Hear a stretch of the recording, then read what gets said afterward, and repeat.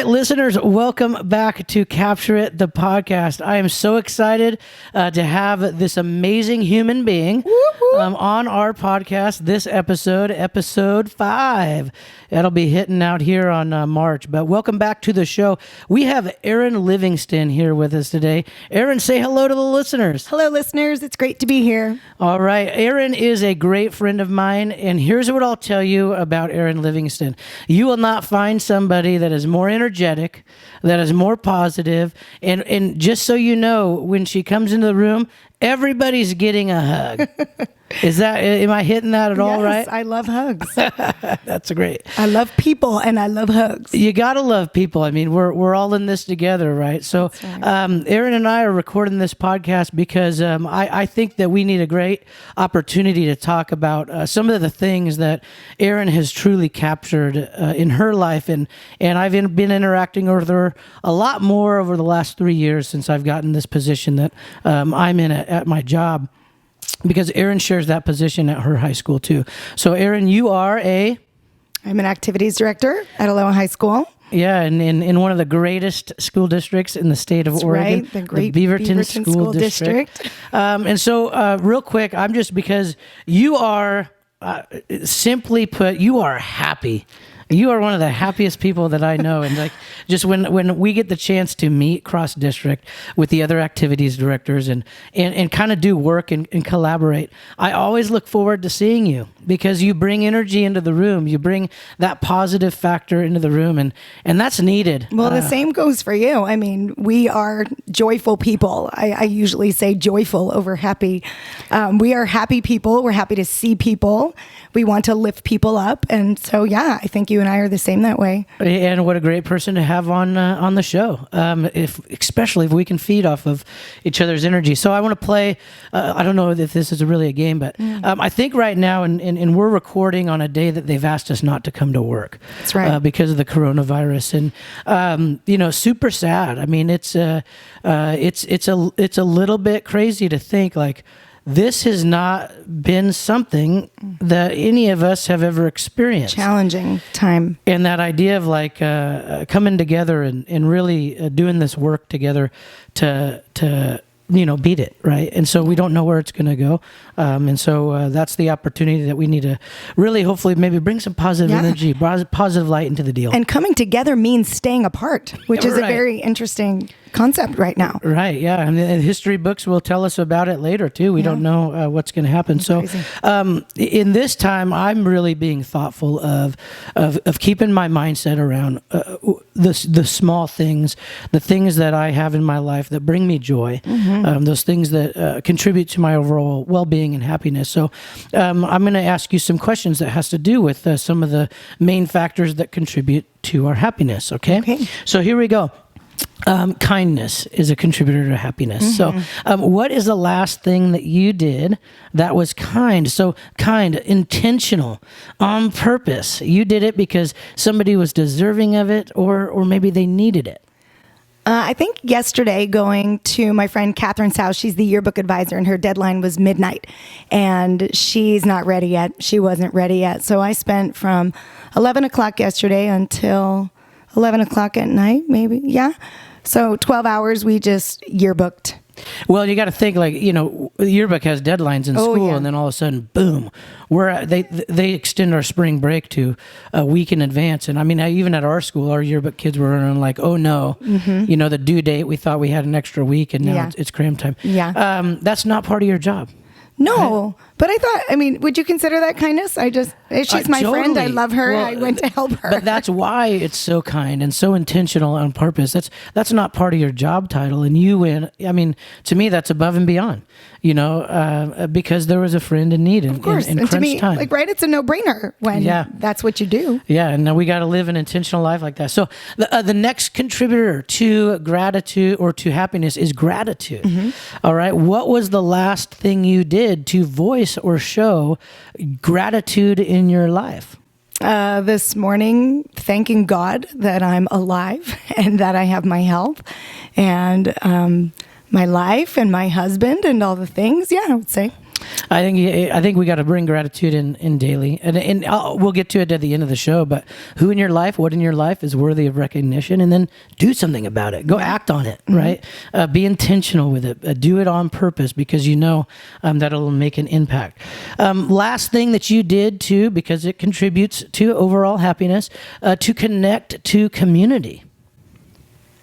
Well, there's the community like the Aloha community, and then there's my community like my neighbors. I don't know, we called them, they're older and elderly, and we asked them if they needed anything from the store. And I think that was like a tiny little thing that we did, just asking them if they needed anything. We were going to the store. And they were so cute and grateful. She brought me over some Rice Krispie treats. Oh, that's awesome. After that. So that to me was connecting with my community, my neighbors. I feel like I connect with my Aloha community on the daily, just trying to bring something fun, something different. I hug, again, almost everyone and hug the kids as they all left saying goodbye to coronavirus. Right. I gave them the choice. You shake hands, you want a hug, or you want an elbow bump. Right. Almost everybody wanted a hug, Right, Joe. yeah. I mean, it's so important. I mean, that human contact is so important. And the other thing is with things going on and the connecting to your community is that just saying, hey, you're not alone. I can't imagine being an elderly person because they're the most at risk with the coronavirus. Yeah. And I can't imagine feeling like I'm alone. Yeah. And so even just extending, whether they're going to take advantage of you wanting to help or go grocery shopping for them or whatever, just that feeling of I'm not alone. Yeah. That's huge. And I think we can do a lot more of that, coronavirus or not. Oh, for sure. Just letting people know, hey, you're not alone. And what you're going through, there's people that have gone through it before. I've gone through it before, and whatnot. So that's huge. So, and community, feeling part of something greater than yourself, it's such a contributor to overall well-being and happiness. All righty, here we go. What's the last new thing you tried? Last new thing I tried about 3 weeks ago, pretty much it's my birth month. And every birth month, I think, I need to do something to like get healthy and get in better shape and get a little stress relief and all those things. So I've started a new, I guess I would call it health and wellness program. It's a 12-week program.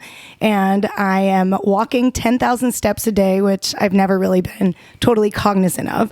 So it's not like walking is new, but walking that much is new for me. But the big new thing is I have to walk slow. I can't walk quickly like power walking, like my body can't think I'm exercising. So that's part of the workout? Yes, it's part of stress relief. Your body, like when your cortisol shoots up and the insulin shoots in. Anyway, it's a lot of stuff, but I have to walk slowly now, which is like, as you would know, completely against my being. Oh yeah. We have this thing, walk with purpose, right? And fast. I do everything really fast. So having to walk slowly now, and I'm eating a little differently, and I'm sleeping better, all the good things. But I would say this program is the last new thing I've tried, and walking slowly. So it's less about getting in shape, more about doing things in life that relieve your stress. Oh, there's workouts too. So yes, good. I am getting in shape. There's new workouts to me, but I like to work out. But it's the slow walking. Yeah, the whole program put together is the new thing for me. I might go try some slow walking today. I think it would bug me too. I was almost like falling off the path. I was going slow. I was like, brr. Slow walking. Yeah. All right. There's this thing in happiness called flow. Do you know what flow is? Like where Mahali Csikszentmihalyi wrote a book about flow. Yeah. What's the title of that book? Is it called Flow? It could be. When they started studying happiness, they very quickly realized, oh my goodness, there's this thing that we experience. It's called flow. When we're in it. And then that is just contributed to a whole nother research tangent, right? Yeah. But flow's huge, and that's where you lose yourself in something. When you're doing it, you lose track of time. Yeah. And the people that have flow in their life, they experience happiness on a much greater scale. Yeah. So, what's the last thing you have done to lose yourself in something? Flow. So I think my biggest flow activity is probably doing makeup. I was a makeup artist for 8 years, and I could just do makeup for hours and hours, and I'm a perfectionist while I'm doing makeup. So like when I'm in that, I used to do weddings, I would go 6 hours straight and just forget that I even needed to eat or go to the bathroom or any of that because I'm in it. I think another thing is just making lesson plans or looking for something for my leadership students to do or something I want to teach them. I could get lost for a pretty good long time just looking for things. And I have to bring myself back like, oh, no, stop doing that. You're like not managing your time very well right now. So those are two things I would say. Right, but it's great to have something in life that's, I think flow is hugely based on passion. I mean, what you got a passion for, and that's why you lose yourself. And you get so engulfed in, and that creates that tick in your mind that you just, lose that track of time. If you don't have something that you experience flow with, listeners, go find it. Yeah. And start with asking, what am I passionate about? Find the flow. All right, last one, the most fun one. When did you play last? Did it snow on Saturday or Friday night? Saturday. Yeah. Okay, so my husband and I took a hike in Forest Park, and it was beautiful and totally, there was white everywhere, and threw some snowballs at each other. And took a great Don't hike ever in the snow. grow up, Erin Livingston. No, don't ever do it. No. Yeah, I mean, you got to play, you got to have fun. So I want to bring up the first topic that when I think of you, I just think of service-minded.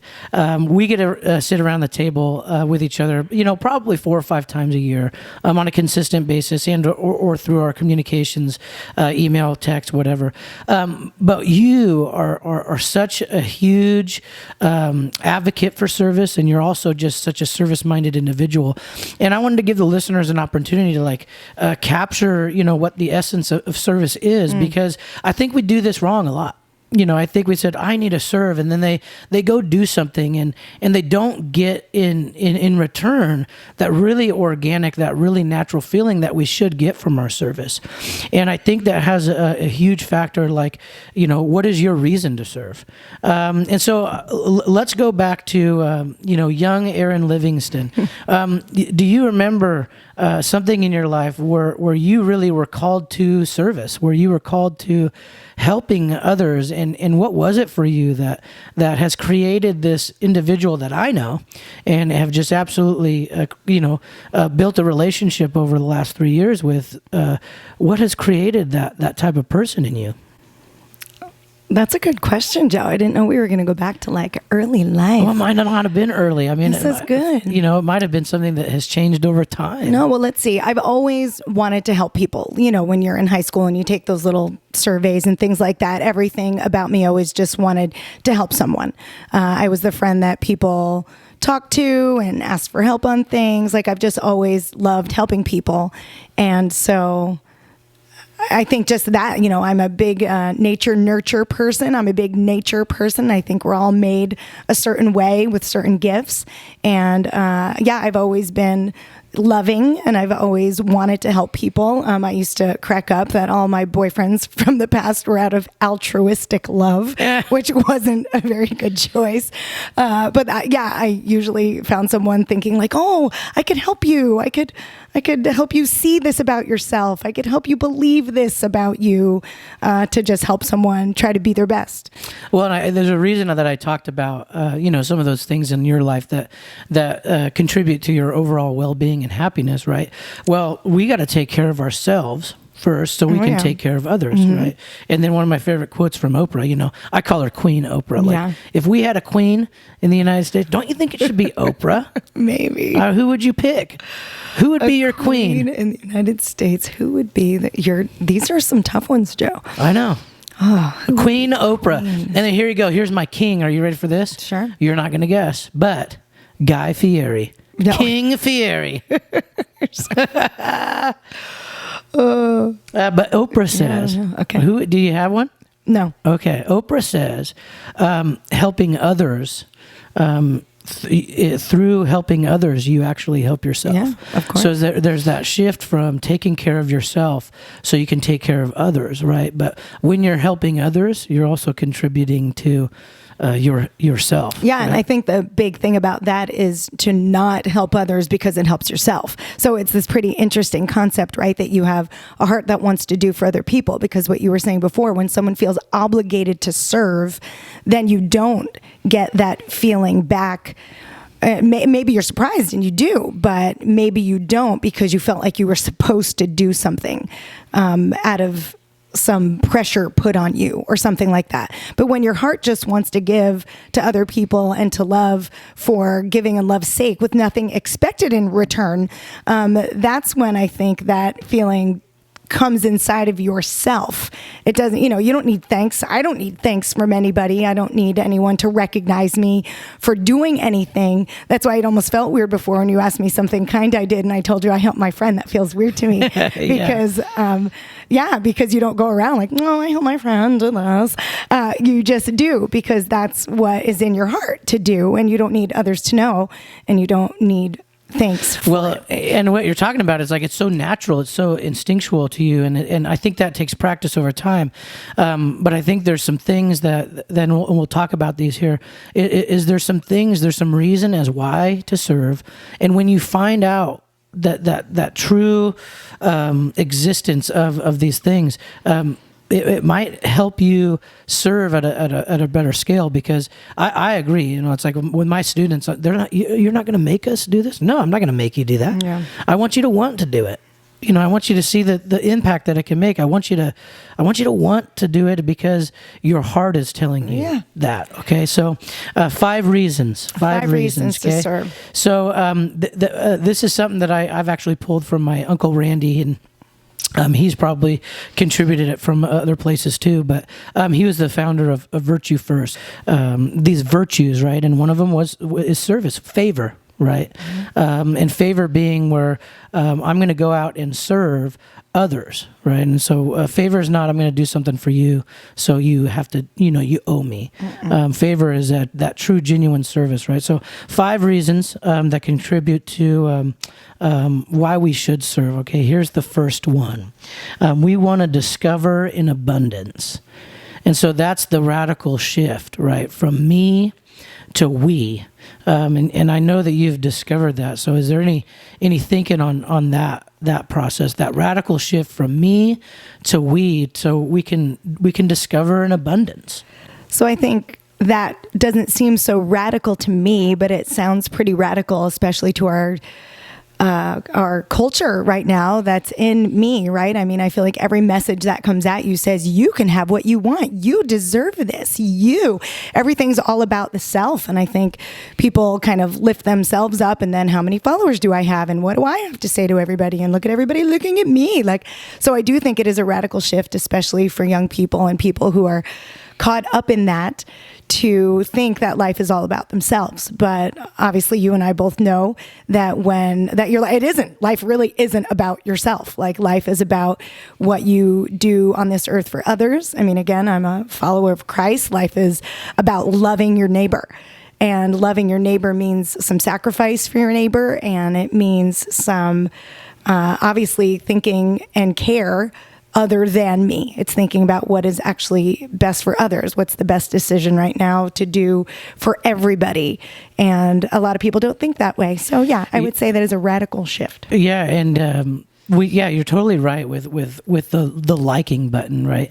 We are valuing ourselves at how many likes we have, and it's so unhealthy, right? And so and I use Instagram, I use social media, but it's like when I put a picture up on social media, it's because I like that picture. Yeah. Okay. Or it's connected to something I believe in. Yeah. Or it's connected to, it's like, I'm not doing it, and you got to be really careful with it. I'm not doing this to get likes, Yeah. I just want to show you what I'm up to. Yeah, kind of the exactly. thing, right? Especially we as teachers with lots of kids. I mean, we have lots of people who follow us or look at our lives. And so, yeah, I'm always careful. I don't take selfies. I'm not a selfie person, but that just astounds me about our world of how many selfies are out there and likes for likes' sake. Yeah, so, I do. Yeah. I do selfies. You do. I could see that, Joe. It drives my wife nuts because my selfies are so bizarre. They're not like posing Joe here. This is the biggest, goofiest face, the widest eyes I can make, and my mouth is usually wide open. Yeah. And it's like, it did when I'm our family, right? I have 5 siblings, 2 parents, right? And so when we're doing a group text, right? Somebody, oh, can we do this? Can we do that? And they're trying to agree upon something. So my yes is often a selfie, yeah, just that big, wide face. And it's just pure joy, though. Is Yeah. like that's a different something. That's my objective there, right? And I think when you think about service, there's got to be that joy. Oh, yeah. Right. There's got to be that. I'm doing this because there's a greater connection to all of us, and that it's about everyone else. My life is not about me. It's about the impact I can make with others. And when you realize that, what a great reason to serve. Yeah. Because it's the we. Well, you can't help yourself at that point then. Like you said, it becomes just something that you do.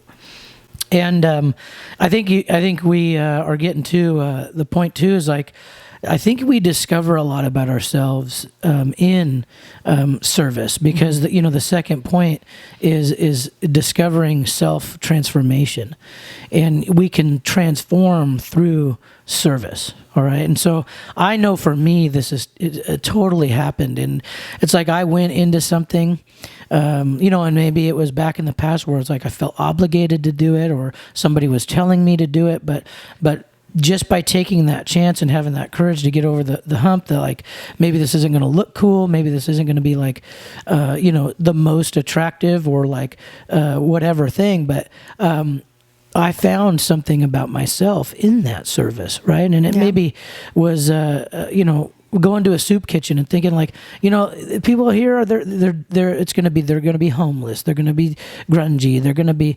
But when I was serving at that soup kitchen, I was like, these are normal people, and they just need help. Yeah, well, sometimes there's fear to overcome, right? Sometimes there's stigma attached that you realize while you're doing something that you are wrong.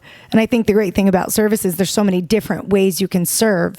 And I think when you're scared of a way or you don't like it, that's probably when you should go try that one, right? Because that's where the transformation comes, right? If we always did things that we were comfortable doing, then we wouldn't probably change or grow very much. But when you do something that challenges your biases or challenges your like assumptions. Totally. I couldn't agree with you more. That's when you change. Yeah. When I was younger, I remember, you're making me remember when I was younger, I went to a summer camp every summer, and I was probably, 8, 9, 10. And there was the camp just kind of across the way from us with, it was a group of special needs kids. So it was a group of students with like Down syndrome and different things. They scared me so much. I remember being a child and just being scared. And I was obviously fearful because I didn't know, I had never come in contact with a person like that, like, one-on-one. And so they scared me so much. And then when I was 14, my cousin was born with Down syndrome. She changed my world, totally changed my life. And then when I was 19, I had one of my first jobs. And, I think our job is service. I don't know about you. I feel like our job in general is service.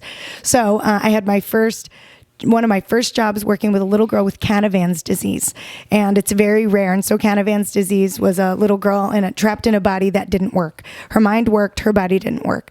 And I spent the whole summer with her, being her aide at school.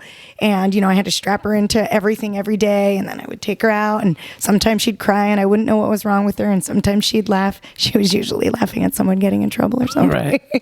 But, it was just beautiful to me how my fear was changed into, make me cry. Intense love for someone with disease or special needs, someone that I, didn't understand before. And that service and love and, that change in my life of having someone close to me changed everything. Well, and the big part is like, it does take some courage to get over that fear to go interact with what is unknown. Like, huge blessing to my family, the Traeger family, was our Aunt Kim. Our Aunt Kim was born with Rett syndrome, and that's a disease that really attacks your developmental, your nervous system over time. Aunt Kim couldn't walk, couldn't talk, couldn't eat on her own, but man, like her eyes were the window into her soul, right? And growing up, like I remember the journey of hearing my father and hearing his siblings and Grandma and Grandpa Traeger talking about like why we invest so much in Aunt Kim, because she was this beacon of our family, and we did because Aunt Kim couldn't. Yeah. It's like there were some amazing athletes in the Traeger family, some pro. It's like amazing. We've given back to the sport of football like an entirely, but like we did, you put those cleats on and go ran around on that grass, not turf, grass, because Aunt Kim couldn't, right? You lived your life to the fullest because Aunt Kim couldn't. And so that was instilled in me in a super young age. And so when it came to teaching and it came to interacting with kids with special needs, like that was my wheelhouse. And it's been so special to me seeing kids, high school kids, get over that hump too. It's like you can, and you are capable, and you are deserving to work with these incredible young people that are so deserving of that relationship in our school. And so totally inspiring. And like, getting back to that service, that idea is like we serve oftentimes to show gratitude. It's like I've done a lot of service over the years working with special needs group because I had a huge amount of gratitude that was something that was instilled in me through a young age. And so we serve often because of gratitude. It's like I'm thankful that I had that in my life, so I give back to that, right? Or like I've struggled in that hard time, whether it be lack of resources, whether it be lack of funding, and something helped me get out of that. And because of that, I go back and I serve that same cause. So oftentimes we serve in a connection to express gratitude. And I mean, that to me is one of the most important things. It's like I need to be thankful for the things that I've had in my life, and if I'm thankful for something I have in my life, give back to wherever I see it's needed. It's physical expression. What do you think about that? Yeah, I agree with it. I mean, I'm thinking now about how one of my greatest what would the word be? The greatest things that I serve, I guess, would be families with children in medical need. And that medical need could be disease, and that medical need could be a special need that the kid has, their child has their whole life. But yeah, that's just been, I just think God places things in our hearts and desires and different gifts in us to be able to give and to serve to other people. And I think having a heart for families who are struggling because their child is in medical need in some sort of a way has been the place where I've, spent much of my time besides at school, through Sparrow and now Sunshine at our school, giving to families and loving on families, and like the loving on part, not just the giving, like the major encouraging and loving on and serving in any way we can. As an act of gratitude. And I think it's a gratitude for all things. Like I've never